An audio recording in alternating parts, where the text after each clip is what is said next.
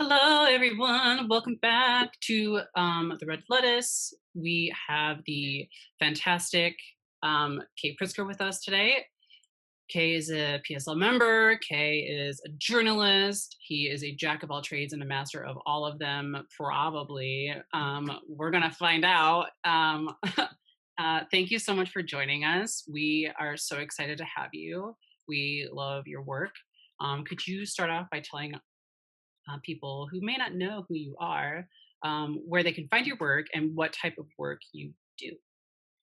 Yeah, thanks so much for having me here. I'm glad to be here. And yeah, I work as a journalist for Breakthrough News. It's at BT Newsroom on all social media, and the idea behind it really is to not just to report on things, not just to say, oh, well, there are a lot of bad things happening in the world, but also reporting on the struggles that seek to sort of change these things. And to go along with that, I'm also an activist. I'm not just a journalist. I am a member of the Party for Socialism and Liberation, which is a socialist, a Marxist party in the United States. And you can find the PSL at PSL Web on all social media. And the PSL has really joining the PSL has really been a formative experience in my life. I've been doing that longer than I've been doing the journalism thing. I've been in the PSL for about 3.5 years now, so it's been a little while. Yeah, that's me. Nice, nice. So let's just get right into it. We've seen a lot of a lot's been going on with police brutality and our legal system taking action on that, and the prison abolition discourse is really strong right now. So we of course have some questions for you about it, because you've recently done some videos about the issue that were really wonderful. We suggest you check them out. But just to get right into it, Kay, as Marxists, we understand the role of police is to protect the ruling class interests, which is capital. So, is it possible to abolish police without first abolishing capitalism? No, the simple answer is no. This is like it's such a strange discourse, and I think it's kind of what you're getting at. This whole idea of this whole slogan of like abolish prisons, abolish police, but there's never the abolish capitalism. And it's like, what purpose? You have to ask yourself when we're asking how do we abolish the police or how do we abolish prisons? You have to ask yourself what purpose, what role do police and prisons serve in society? And essentially it's to protect the ruling class, it's to prevent revolution, it's to prevent all the oppressed people in society, all the poor people, all the dispossessed people from overthrowing the rich who hoard all the wealth, who hoard all the resources, and leave us all to fight amongst ourselves, kill each other, and starve. The police are used to enforce the laws, which are exclusively enforced against poor people. They're never enforced against rich people. So, it's illegal to steal, but it's not illegal, apparently, for, Wall Street investors to defraud millions of people, to foreclose their homes, to write, in the fine print of the contract that someone's interest rate on their mortgage will go up, 10% in a year. It's not illegal to steal that way, and you're not going to get prosecuted for stealing that way. But if someone goes in a store and steals a loaf of bread, they could get their head beaten by the police and killed.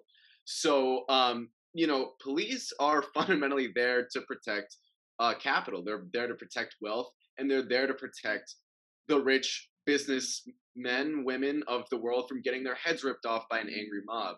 So, like if I were to imagine what abolishing police or abolishing prisons without abolishing capitalism looks like, I imagine it would be private police and private prisons everywhere. I mean, that's what abolition without abolishing capitalism is. And it's a paradoxical thing. You can't abolish prisons, you can't abolish police without abolishing capitalism, and you can't abolish capitalism without abolishing police and prisons as we know them today in society, which is as protectors of wealth and of the capitalist class. So, yeah, I think these slogans are interesting. I think they challenge people to sort of, imagine a different future. I think it's certainly a good sign that people are becoming, more radicalized, but at the same time, that now that this discourse is happening, it's also time to do battle over those slogans, and really, we have to Mhm. really understand the role of these things, prisons and police in society. So I think Yeah, it's a good time to have exactly. this discussion. Yeah, yeah, we really have to get the reins on this conversation, and like take a hold of the future. We envision, a better world where people aren't harassed and murdered by police for supposedly having a counterfeit $20 bill, or like stealing a pack of cigarettes, or like, whatever else, they can make up, right? And I remember, so my background is actually gender studies. That's my education, and we did a lot of like, critical race theory, um, and I took a couple classes on the criminal justice system, and we of course read Angela Davis and Michelle Alexander, I mean, this problem of prisons that we have today, is, yeah, I would say, I don't want to say a failure, but like maybe a misdirection of the original abolition movement. Is that, the 13th Amendment says slavery is abolished unless it's as punishment for a crime, right? So capital wasn't challenged there, and as a result, we have this prison system that, exploits people's labor, and it's global too. So I think what we'll end up seeing, is, an expansion of the surveillance state, of the global police state as well, which I think is, something a lot of people, it's in the back of their minds, but it needs to be at the forefront when they have these opinions as well, I think. Yeah, and also I think we are in this like postmodernist synthetic left stage right now. I think those are the people that have kind of taken over the discourse um, on this topic, because it's totally void of class analysis. Because I think we can say, as Marxists, it's to abolish capitalist law enforcement would therefore require first to abolish capitalist law itself. So I think we have to look at the class nature of this in order to really know how to dismantle the system. Yeah. And you look at the purpose that law enforcement has served throughout history. Ultimately, what it is a threat. There's a huge prison industry. There's warehousing of workers to deal with this sort of surplus of unemployed people now. Prisons serve multiple purposes, but fundamentally, I think it's a threat to the working class. It's saying this is what could happen to you if you stand up and rebel. A lot of people, there's this sort of a lot of people are starting to bring forward the fact that policing originated out of slave patrols, and it's like, yes, this is true, but what does that really mean? I mean, it police were a counter-revolutionary force against the most revolutionary force in society, which was enslaved Africans rebelling against the slaveocracy, the capitalist system in the United States, which then was a slaveocracy, was a slave economy. Mm-hmm. And to anyone who rebelled, the threat of the police was there to stop them. And they would make examples out of slaves. They would lynch them and say, "This is what could happen to you if you do the same thing." Nowadays, they take political prisoners. In the PSL, they took some of our comrades. They locked up and they didn't. They arrested them and put them in jail. Now they're facing 40 years. Obviously, a lot of Black Panthers are still in jail. They've been in jail Right, for 40 years. right. And it's a way of saying, this is what's going to happen to you if you do what they do, if you challenge the system. And this is also why you see policing and prisons being deployed especially hard against Black people, because Black people, African Americans, are the most exploited, historically the most exploited people in this country. They've been forced to serve capitalism and capital, more than any other group, really, and with no compensation, of course, or little compensation. So Black people have the most reason to overthrow the capitalist system because they've been most exploited by it. So this is why you see police just terrorizing Black neighborhoods, not just killing people, but searching searching people illegally, pulling them over, harassing them, intimidating them. This is all done to terrorize Black people and to just remind them we're always here, we're always watching you. Don't do anything like, you know, overthrowing the capitalist system. Don't do anything stupid.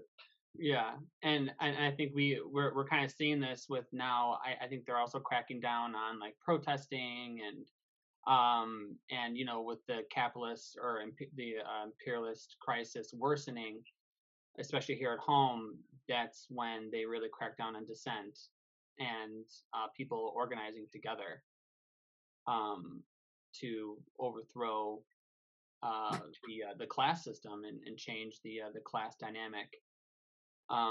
So I think we're seeing that in real time. And Yeah, and and I but also I think these slogans that we hear, which we're gonna like kind of like talk about in a little more detail, these like ultra slogans, like for example, free them all, or abolish prisons, or abolish the police. That doesn't really get a lot of people together to agree, um, and you know, unite on this issue, because it's, you know, most working class people still want some kind of police force. They still want to feel protected in their neighborhoods. And I think a lot of this discourse, like especially with defund the police, kind of distracts from the actual policies that people should be, you know, just singling out. Like for example, healthcare, education. Instead of saying defund the police because of this or that policy you want to, or issue you want to fund, like healthcare or education, why not just talk about that instead of defund the police, which doesn't get a lot of people's support. What are your views on those slogans, and what could be more useful in getting the masses to support these policies? yeah. You know, I think defund the police. I I think that's a good slogan. I think it's different from abolish the police, which I, you know, I can't tell you how many times you see like a group of young radical people go into a working class neighborhood, or they show up at a demonstration um, for a family that's, you know, been affected by police brutality. Maybe they lost a loved one, and the people living in the community, or the people who've been affected, are I mean, they're very hostile to the abolish the police thing. You know, they don't believe in that, and they also don't believe in the abolish prisons thing. They want the cops to go to jail. They want to see consequences for these cops, because they know that if these cops don't go to jail, they're going to keep killing people, because they face no repercussion for their actions, for their crimes. So, you know, I think those slogans, you know, I think I mean, it comes from a good place, but it's like it really opens up a discussion. I think that's really the next step in all of this, is to explain, okay, like abolish the police, that's a great idea, but really, um, can we examine what role the police play in society? Can we abolish the police right now, you know, just like that, without abolishing the capitalist system? The answer is no. Right. Um, you know, as far as defunding the police goes, I think this resonates a little more with people, because the police have become so militarized, and simultaneously you see just absolute austerity politics reigning across the United States. You see the defunding of public education, you see the defunding of the social safety net, and the police receive hundreds of billions of dollars across the country. I live in New York City. They say the NYPD is the eighth largest army in the world in terms of funding. They're everywhere, and you know, they're about to they're proposing raising the fares in the New York City subway. It's like, why not just take the money from the cops, who all they do Right. is harass and kill people, and put Right. that into subsidizing the subway? Um, but you know, I also, you know, I agree that there are people who, and I think this, you know, this is really what we're getting at. There's a sort of political mindset, especially in these sort of younger, you know, online circles, where it's like, what do we oppose? They're like, what are we against? we're against this, and it's never like, what are we trying to build? What are we trying to provide people? Um, Right. and I think, not to sound corny or anything, but it's like if you're always in opposition to something, or if you're always just hating Right. something, it's like, are you here to just be like a critical, like cynical asshole? Am I allowed to swear on here? Yeah, yeah, you Like, could swear. Say whatever the fuck you want, babe. like, why do you sound like such an asshole? Like, what do you actually want to provide us? Like, do you actually care about sustaining life and sustaining, people's liveliness? Do you care about feeding people? Well, Because that's ultimately what socialism's about. Yeah, exactly. we're What getting what we're getting what what canceled now too because we're like, are you a socialist because you hate your country or because you want your people to have a good life? Right. And that doesn't make us we're not nationalists, right? Like it's just something that kind of tripped me up. Like last year, my uncle called me. He's like, "You're one of the most patriotic people I know," and like I probably right now I'm not comfortable identifying as a patriot, but I understand why people would be patriotic to their country, and I think that uh, we've got to switch our sloganeering to things that reflect our true values, and that we believe in building each other up, and we believe in giving resources back to our communities. And yeah, and I do want to add that um, Eric and I have been having this conversation for a couple of weeks now, and we haven't always agreed on it, on certain things, especially about like releasing prisoners. So how do you think what do you think that looks like in terms of transformative justice? Like, Mhm.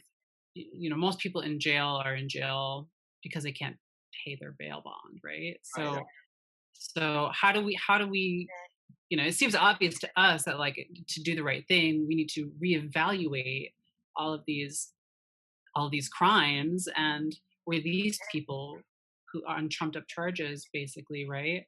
But we do want to see killer cops put in jail. I do want to see people like Hillary Clinton and George Bush go to jail for murdering people all over the world. I think that is justice. I think that's transformative justice. What are your thoughts on all of that I just kind of Yeah. threw at you? I think it's always interesting how like these conversations around transformative justice like always seem to like flare up most when it's about jailing a killer cop. Like it's like, you're like, oh well, is this really the right thing to do? Like, do we want to put this cop in prison for killing someone? And it's like, yes, we do. Like, transformative justice, I think, really, I mean, first of all, like, most people, of course, most people in prisons are there, because, like you said, they're poor. mhm, They can't afford to get out, or they were caught in a crime of poverty. But there are also, people, and it's not just the killer cops and whatever, like, the imperialists who I don't think, they don't need any rehabilitation. They need to be locked up, and that is justice. Period. I'm not thinking about Period. how to period. transform, like, but I think transformative justice really is reserved for those remnants of like, and this can only happen in a socialist society. Like, there's no transforming anyone under capitalism, but in a socialist society, I think the justice system, it's there's still going to be remnants of the old society. There's still going to be Right. people who have patriarchal attitudes, who have homophobic attitudes, who have racist attitudes, and they're going to be people who act on these things, and that's a reality.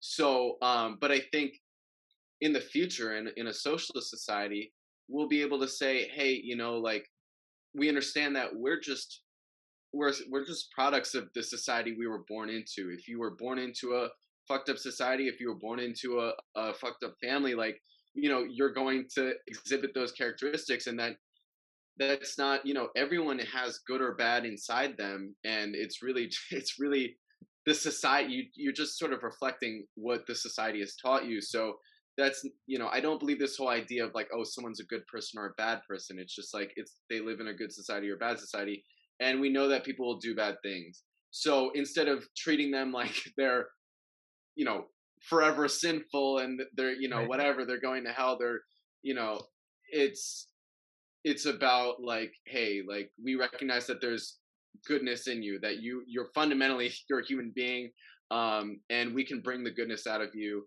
We can bring that forward. And yeah, I think um, we need to move the justice system away from like being a sort of like throwing people in a box and torturing them and thinking that's going to make them a better person. I mean, that's a ridiculous notion to me. But at the same time, I don't think some of these people. I don't think we need to consider whether or not they deserve transformative justice. I'm talking about the Hillary Clintons and the George Bushes of the world. I think that's a little. Who cares? Of course, yeah, and Yeah. a lot of people miss, in order to solve these issues, we have to remove the material basis that causes the violence. Right. Um, Right. Yes. Yeah, there's another discussion that's going, I guess, is more like liberal talking points about gun control. So that's another thing that that liberals like to claim that, oh, it's just the guns. If we just get rid of guns, it'll solve the issue. What's your take on that? I mean, no, it won't solve. It won't solve the issue. Shocked to hear you say that.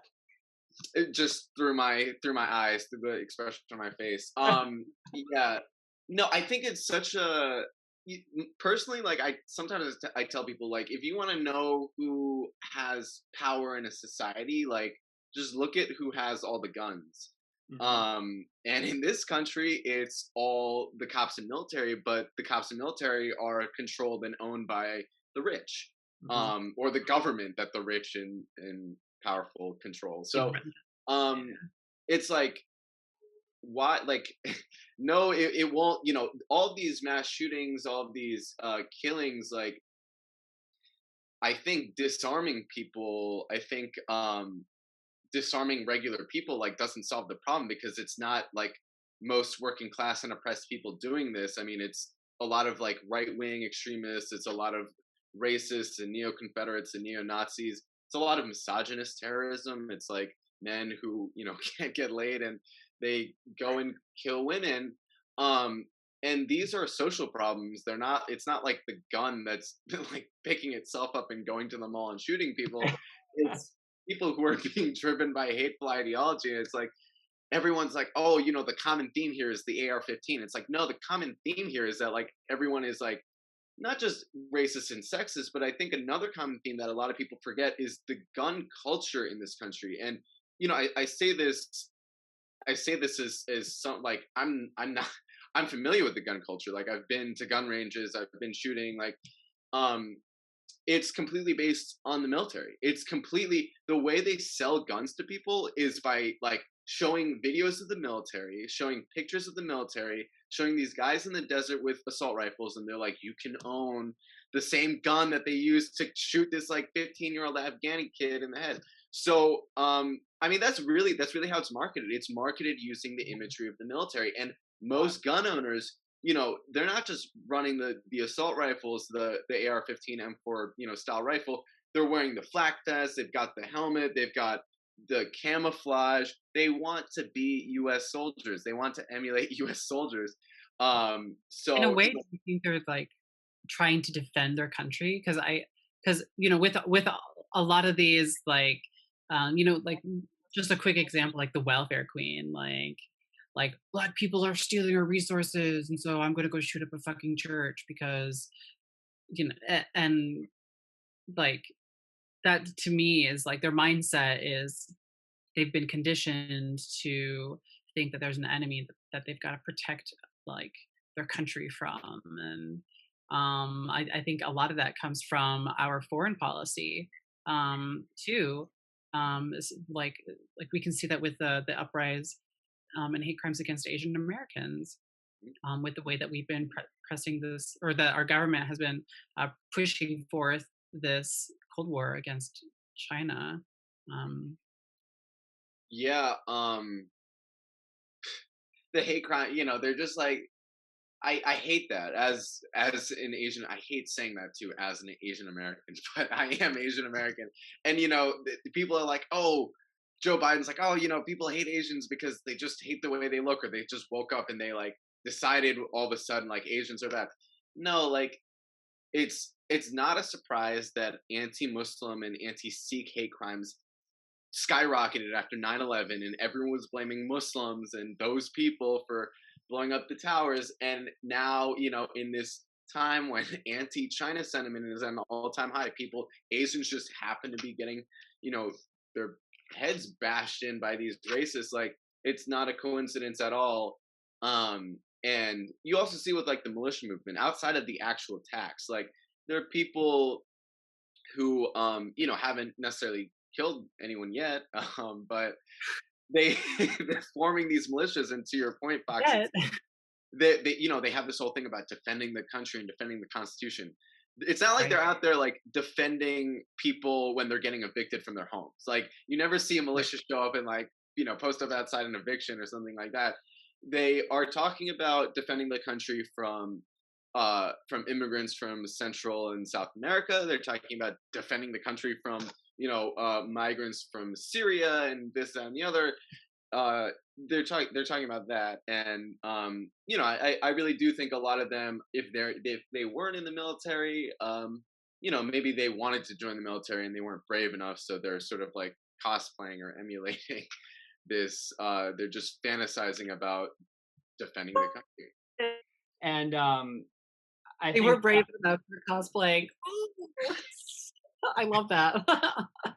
and no, I was just gonna say, and I think another underlining theme, which is at the core of this, is imperialism. Imperialism is such an unstable system, so it's gonna create an unstable society, because all it does is destroy society.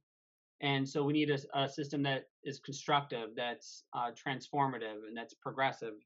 We need a system that, imagine if we had a system that provided jobs, a job guarantee, a housing guarantee, healthcare guarantee, education guarantee. We wouldn't be seeing this level of violence, and an ever increasing police state. We need a system that works for working people, and that system is socialism. And I think if we get to the masses with that message on like what socialism actually is and what that would look like in America, we can win people over. Yeah. If I could speak to that point, like take Cuba for example, which obviously is a socialist country. They have guns in Cuba. Everyone has firearms training in Cuba, but the guns just sit in lockers all day and gather dust, because there aren't all of these social, like you said, these social crises and these social upheavals. Like it's not a dog eat dog world in Cuba. Everyone has the right to a house, the right to a job. So people aren't fighting with each other for those things all the time. Right. You look at the police in Cuba, just to speak to what we were talking about earlier. They have police, but they don't go around shooting people all the time and arresting people for petty crimes, because there's no need to go around committing crimes of poverty in Cuba. People have a job guarantee. People have a livelihood. It's not like America where people have to steal to make a living, or they have to sell drugs because there are no jobs. Yeah, there's no masses of oppressed nationalities in Cuba, who are being locked up disproportionately in prisons and killed, because there are no jobs in their community. So it goes back to what we were talking about earlier in the abolition conversation. It's about all of these problems, whether it's the shootings and the prisons and the police brutality. It's like they all are problems of underlying social conditions. Mm-hmm. So if you want these things to stop, give people jobs, give them security. Don't make them fight for each other over everything, because they'll start killing each other too. But Kei, isn't China genociding millions and millions of Uyghurs right now? I forgot. We can't criticize the United States at all, because there's right. I mean, it's actually interesting, that this is like it really is. It is kind of funny how all these sort of things are coinciding now. Like the United States is making the most ridiculous claims about like genocide in China, at the same time when like the United States is just genociding Muslims all around the world. Oh, look at you. They're accusing China of having a police state when like we literally this summer like I think everyone I know I think knows either got tear gassed or like knows someone who got tear gassed this summer. It's like It was everything the United States is accusing the world of, it is doing actively right now. I really think that'll be the undoing of U.S. imperialism and of the capitalist system. I really do think we're on the brink of something incredible because imperialism's really run out of excuses. Like it's just accusing everyone of what it's doing. it's So projecting insecurities onto Right. everywhere else. Yeah. exactly. And everyone knows it now. Like China released a human rights report about the United States and said, "Hey, you have no right to criticize anyone." Literally, like your state forces are running around just executing people in the street. Like, Exactly. how can you criticize anyone? And it's so true. So, my next question for you on this issue: the well-intended calls to defund the police often overshadow their own needs and policy demands, such as funding of social services. So, how do calls to defund the police help increase the surveillance state and the military-industrial complex overseas? Yeah. Well, I think it's kind of like what you said. I mean, I think the call to defund police always needs to be paired with like what can we fund instead. Again, it goes Right. back to that, it just being against things is not enough. Everyone is against, injustice and whatever, but it's easy to just say defund police. But what's really important is like is what we're really trying to say when we say defund the police is, hey, there's all this money going into this thing that is actively harming the community. It's killing people. It's not helping. It's not doing what it says it's supposed to do, which is solve crime. And if we really want to, crimes and help people, if we want to create more safe communities, then we should put money in the program for it. Yeah, I think those demands need to be paired, and because we're not just making the call to defund police. Like that's not the end goal. The end goal is to move that money to more productive things, and it's to show people, it's to demonstrate to people, hey, like the allocation of resources is really messed up. It's really fucked up, and furthermore, it's actually skewed this way because it's intended. The police aren't. The money is being funded. Is funding things, excuse me, that serve the interests of the rich, and it should instead be diverted to fund things that help the poor. So we should really be reminding people that the police are an institution that protect rich people and that only help rich people, and that if we want to help poor people, we should move money out of that. So yeah, I think that covers it. Yeah, and I think we kind of see you know an example of this like in Camden, New Jersey, when they disbanded the police force there. They instead of having they when they kind of defunded the police, they increased surveillance. Um, so they had more cameras, they had more there's just more increased surveillance instead of actual police. So that's an example of like, okay, so you want to defund the police, what do you want to replace it with? I think that's a really good example of why we need to have a replacement. Again, back to my original critique, or my critique of the original abolitionist movement, is that the wrong people replaced the system of crime and punishment. The ruling class got to decide what followed up with it, and that was legalized institutional slavery, and but behind bars. And we need to have a whole, like, a grip on this, or what's what I'm looking for. We need to have, I guess, a dictatorship on this conversation and let people know that yeah, we want to do this, but we want to do this even more because this is what prevents crime in the first place. And also, people deserve, you know, people have questions when you just yell at them. Oh, we want to defund the police. Like, yeah, okay, but we've been saying that for like 10 years now, and I mean, one of my favorite like chants, money for jobs and education, not for mass incarceration. Like, I think that sums it up really, really well. And I always like thought that was,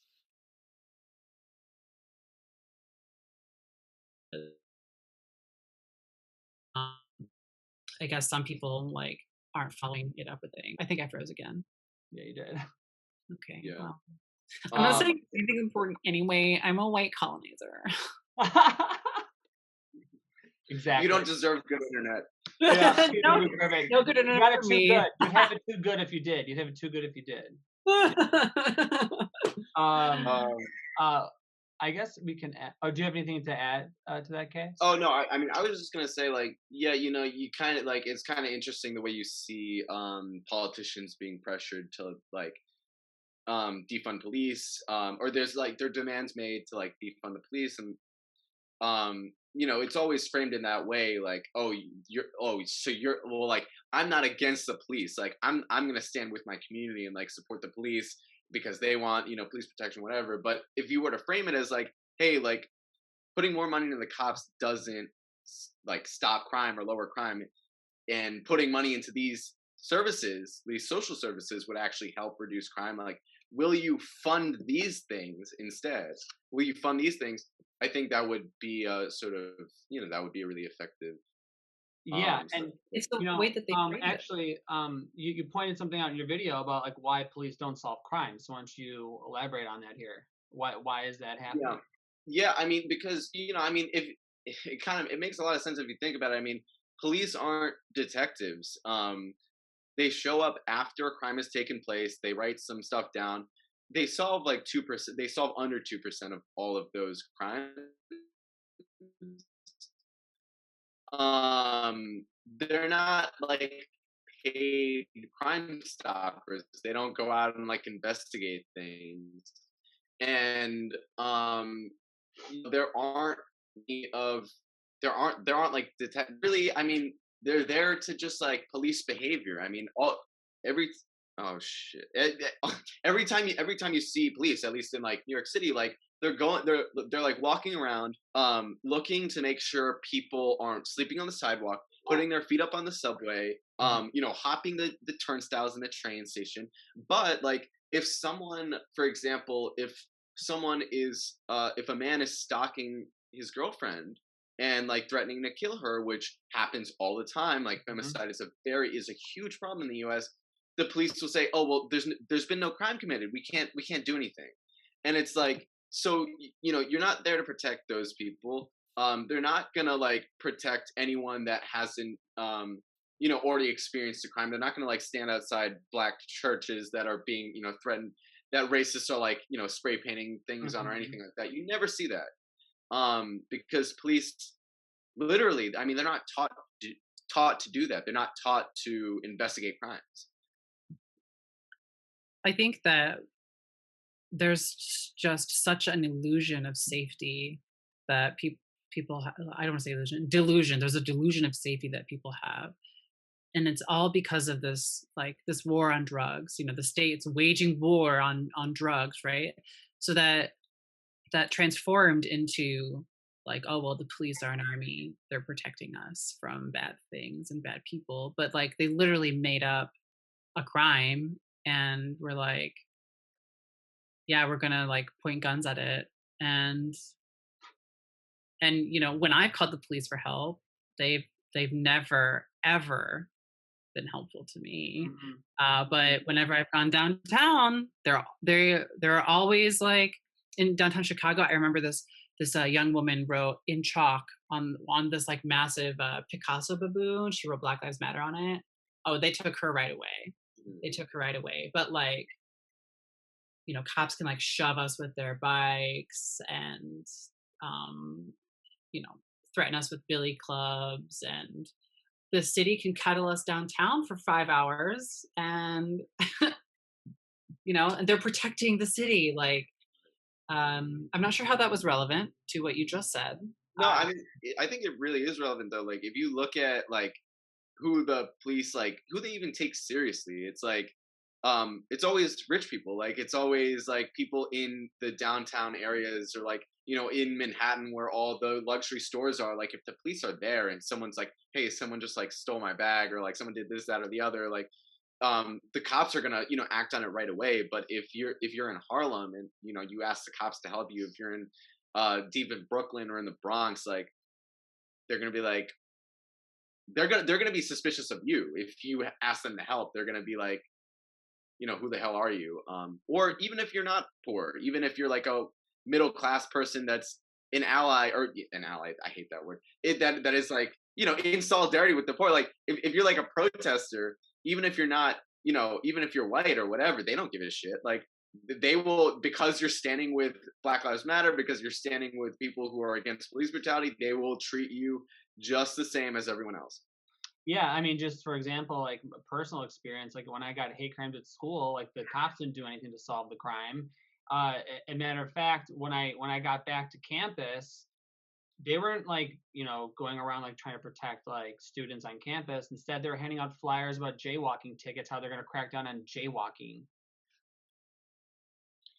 Jaywalking. Yeah.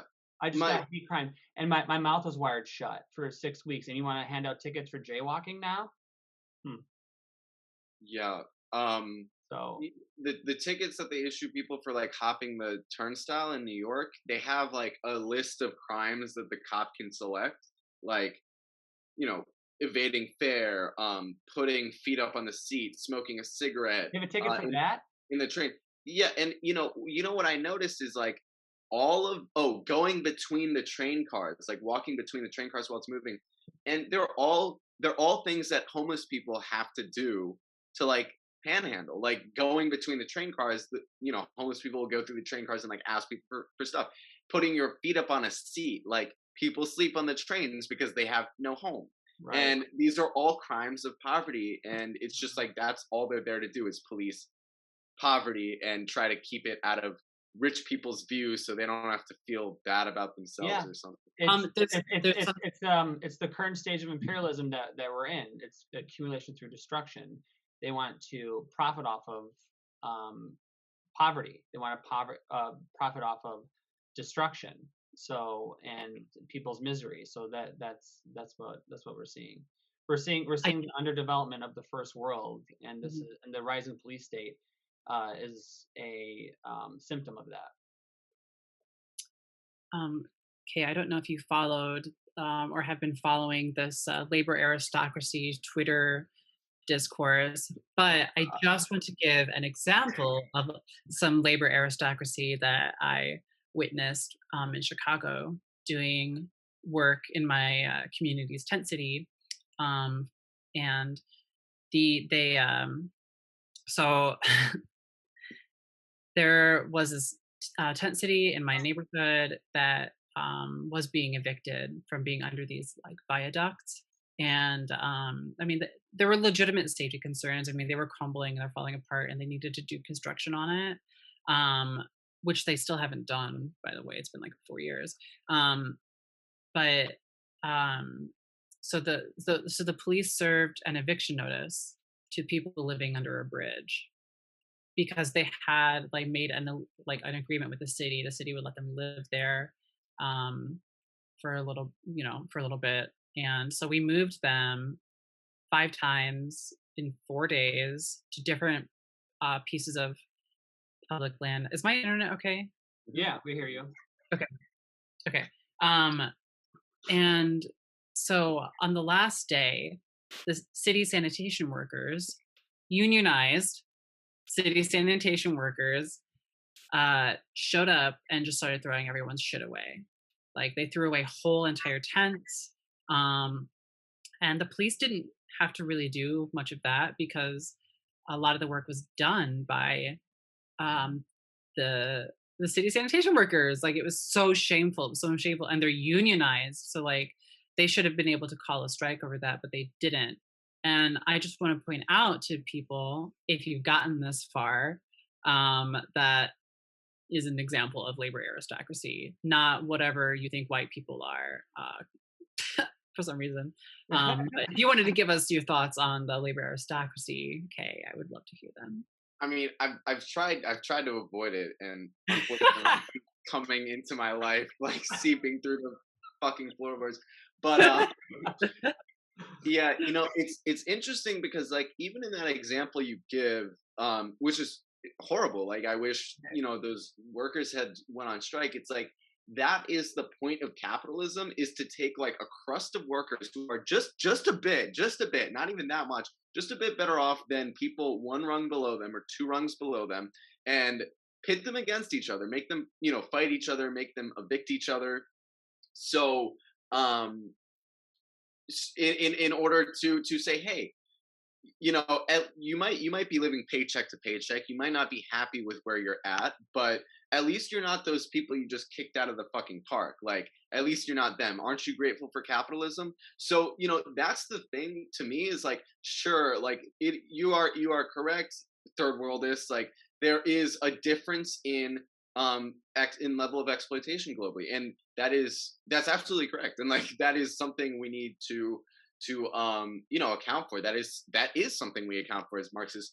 But I think the difference and the real problem we have here is not with the analysis. Like I don't disagree with that analysis. The difference is, what do you do with that information?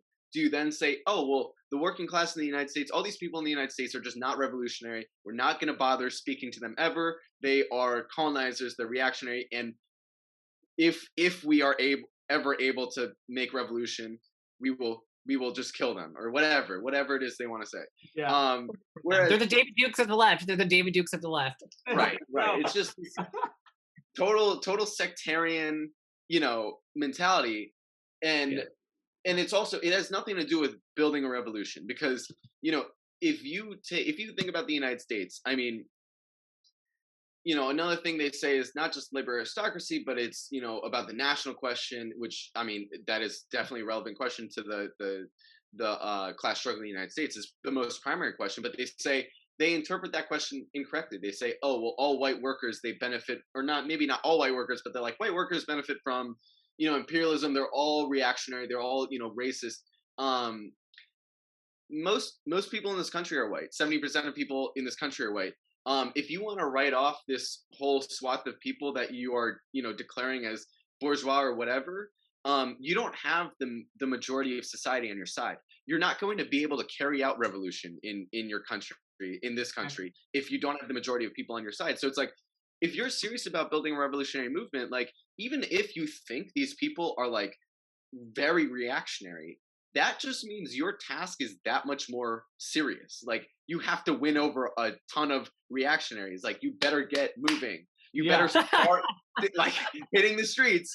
Like that's so like that's just what gets me. They're like, revolution's impossible. I'm like, oh well, we have a tall task. We have a tall order ahead of us. But like, it's ridiculous. It's ridiculous. And sorry to keep going, but like one more thing is like, no revolutionary in the third world has ever agreed with this understanding or analysis that like that there'll never be revolution in the United States. In fact, I say this is the most racist and unequal country in the world.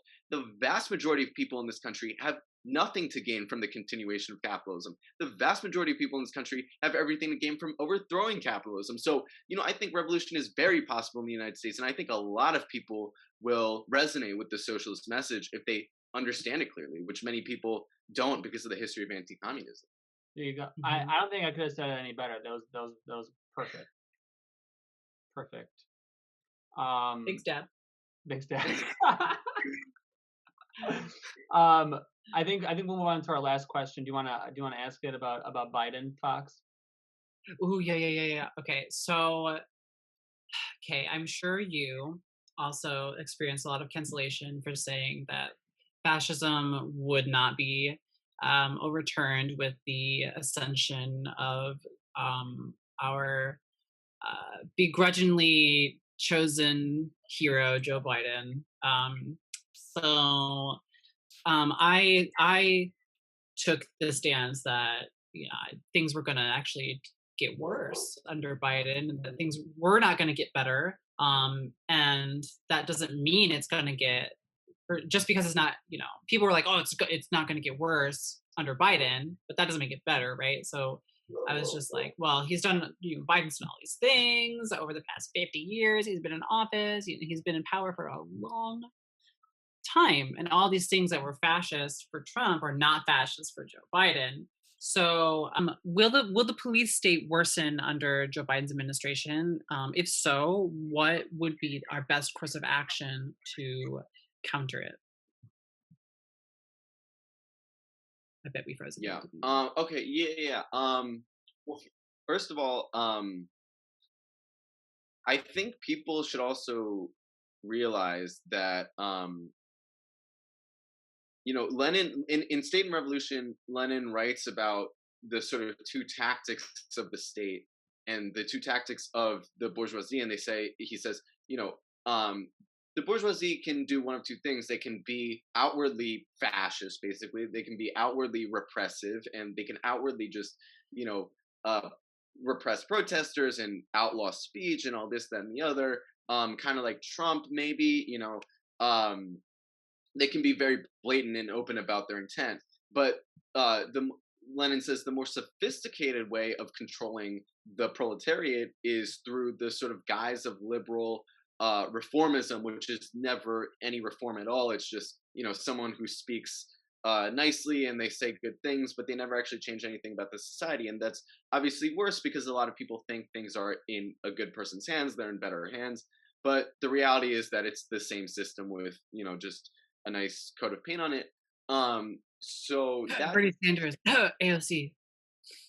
Yeah, I mean, AOC is a great example. I mean, she has gone so far right since getting elected. I mean, she was in the DSA. She was like a DSA member, and now she's, praising Joe Biden. That's what the electoral system, that's what the political system does to people, because people think they can go in and change it, but it doesn't matter how good intentioned you are. All that money, the billions of dollars spent on lobbying every year, that changes you as a person fundamentally. It rewires your brain, and she's a total sellout. But Joe Biden has already increased the police state. The 1033 transfers, which are transfers of military weaponry to police forces, it's higher than under Trump. It's like it's a crazy amount. I actually put the chart in the video I made about the police, what the role of the police is. It's actually worse. And like Joe Biden, this shouldn't be a surprise either, because he literally said like, oh, police shouldn't shoot protesters in the head. They should shoot them in the leg. When Dante Wright was killed, he said, this is no excuse for rioting. That was like the first thing out of his mouth is like, people shouldn't riot. Like, what about the guy who was just shot by a cop? He was just a 20-year-old kid who was just murdered by police. What about him? It says nothing. He's like, people shouldn't riot. So, it's not really surprising, like you said, Fox, like he has a 50-year history of advocating for like horrible, like punitive criminal measures. Bill. I mean, crime bill. One time he said, when people think of crime and the police, I want them to think Joe Biden. He actually said, like, he's Jim Crow Joe. He worked with like segregationists in the Senate. He was close friends with these people. So, it's not surprising. I think this is a good lesson, if anything. Like, all those, I'm sure you remember right before the election when everyone was saying, if Trump gets elected, like the world's gonna end. If you vote third party, you are Donald Trump. You are Donald Trump supporter. Like, yeah, we voted for Aunt Gloria. What happened for Gloria too? Yeah, but it's just like all these people that were like just chastising us and moralizing and saying, oh, third party, if you vote third party, you're supporting Trump. All these people, I don't know where they are today. I hope they're out in the streets. I hope they're out protesting, because if they're not, they're not. They're not. We know they're not, because they've been really quiet now, and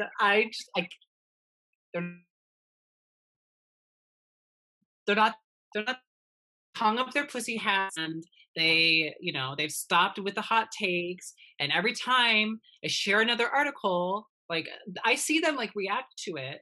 I see them like comment on it, and they're like, "Oh no, that's so terrible." It's like, who could have seen that Joe Biden would put children at the border in ice boxes? Fucking me! I told you. Why are you surprised now? And why are you so quiet suddenly when you were not quiet a few months ago? Yeah, it's like it's not popular to be like anti-Biden like it was so popular to be anti-Trump. Like so many people went out and like took pictures in the streets, and they took pictures with protest Uh-huh. signs, and it was like, look at me, like I'm out being a good citizen, and like this, that, and the other. But like it's not popular to be against Democrats. And you know what? Like I want a lot of people to understand. I want people to understand like revolution will not be a popular thing. When people say the revolution will not be televised, what they really mean is like revolutionaries will be demonized, will be lied about. They'll lie about their organizations. They'll say horrible things about them. They'll make things up. They'll accuse them. They'll kill them. I mean, we know this from COINTELPRO. They threatened Dr. King. They sent letters to his house saying you should kill yourself. You bleep like they killed Malcolm X. They killed Fred Hampton. They They were surveilled gonna elections. they were gonna blow up a cargo ship in Cuba and blame it on the government, right? Yes, Was it? yes. Isn't Operation North was they were going to blow up a plane and attack Thank you. Cuban barracks with POWs dressed as Cuban soldiers. They will do anything to sabotage the movement. So, for all these people who think like, and this is, I don't want to be mean, but it's like people who are like posting, things or posting infographics. Here's like 10 ways you can like support the kids in migrant camps or whatever. Like, this like people need to realize this is not a threat to the system. Raising awareness is not a threat to the system. If you want to truly challenge the system, if you want to change the world, you have to look at who has been like historically, who the state has considered a threat to the system, who the state has considered a change maker, because they lock those people up. They lock them up. They make up stories about them. They lie about them. They kill them. So it's not popular to be a revolutionary. And a lot of people are making sort of personas for themselves. They're trying to profit off the movement. They're trying to be these movement celebrities. Those people, they're probably getting a paycheck. They're probably getting a paycheck from the Democratic Party. They're probably getting paid by some NGO. Real revolutionaries are not going to be celebrated like that. They're not going to be paid like that. So just people should know that what they're getting into, and people should also know that this is not about living a more comfortable life for yourself. It's not a hobby. It's not any of that. It's a serious commitment to the future of humanity, and it might it'll cost you a piece of yourself, but that's the sacrifice. We sacrifice out of love for the people. Exactly. And I think that's a perfect place to leave it. Um, Kei, just remind everyone where they can find your work. Yeah. I'm a journalist with Breakthrough News, at BT Newsroom on all social media, and I'm also a member of the Party for Socialism and Liberation at PSL Web on all social media. Well, Kei, thank you so much for joining us. This was such a pleasure having you. We look forward to having you on again soon. Yeah, it was a great conversation. Very necessary one. Absolutely. And It's pretty good. yes, thank you for having it with us. Thank you. When we get canceled, yeah, that's it. I'll be yeah. We'll get canceled together. I mean, people. We'll get canceled together. Yes. We'll get canceled So together. comrades are for. Yes. Getting canceled together. Always unpopular, and then 4 years later, hey, those fucking tankies, they were right. Yeah. No, it's so true.